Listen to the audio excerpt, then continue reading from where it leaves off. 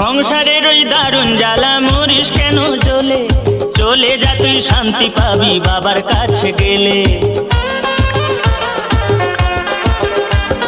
সংসারের ওই দারুণ জ্বালা মরিস কেন জ্বলে, চলে যা তুই শান্তি পাবি বাবার কাছে গেলে।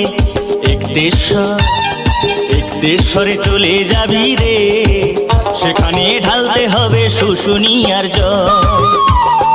একদেশ্বরে চলে যাবি রে, সেখানে ঢালতে হবে শুশুনিয়ার জল।